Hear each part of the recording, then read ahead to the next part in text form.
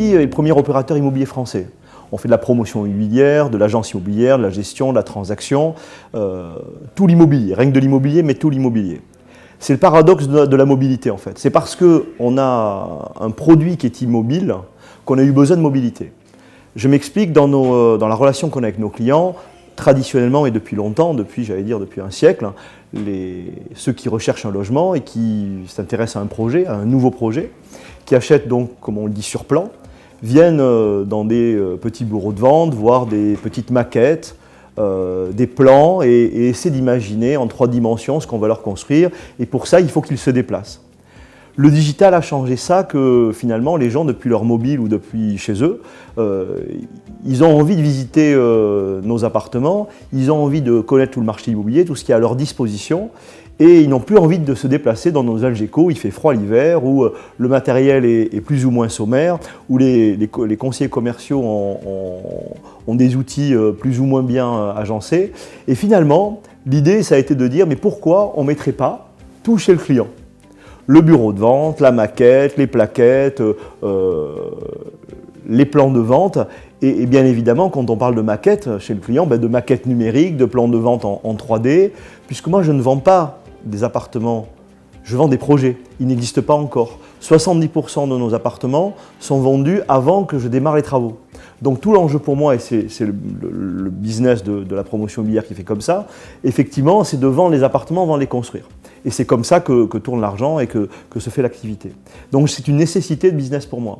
Donc j'ai eu besoin en fait d'apporter chez les clients tous ces outils-là, et c'est en construction et c'est quasiment finalisé, mais aussi pour nos clients.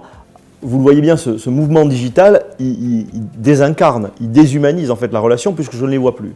Et à la fois, je ne vends pas dans l'immobilier à quelqu'un que je n'ai pas vu.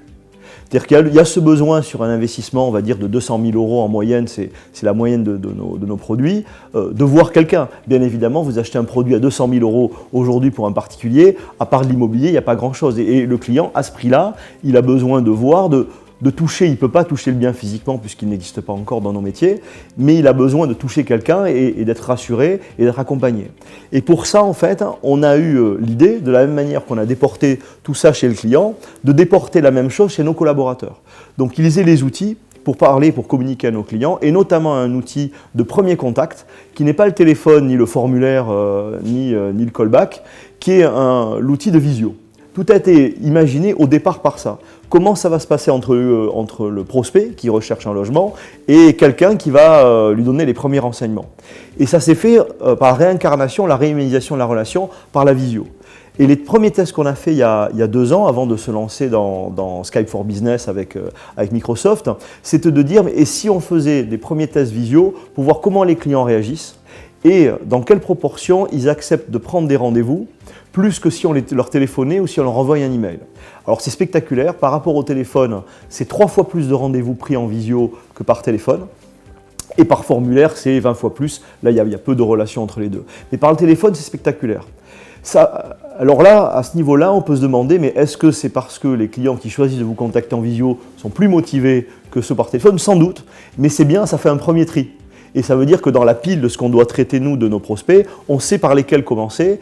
Et aussi, il y a un supplément d'âme dans la visio. Et ce sur quoi on travaille, c'est le partage de l'information. Ça veut dire, c'est le partage de l'écran entre la personne qui lui explique et les explications textuelles et concrètes, les preuves qu'on apporte au discours qu'on tient.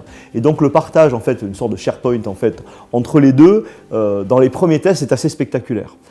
Dans nos métiers, je disais, les clients, ils ne s'engagent pas comme ça. Vous imaginez un particulier qui achète un produit de 200 000 €, d'abord, on ne les voit pas tous les jours, donc il n'y a pas de fidélisation ni de rassurance sur quelqu'un avec qui on a une relation commerciale continue et sécure. Donc on se présente pour la première fois à lui, et donc il faut qu'on soit parfait la première fois. Dans nos métiers, on dit qu'on n'a pas 2 fois l'occasion de faire une première bonne impression.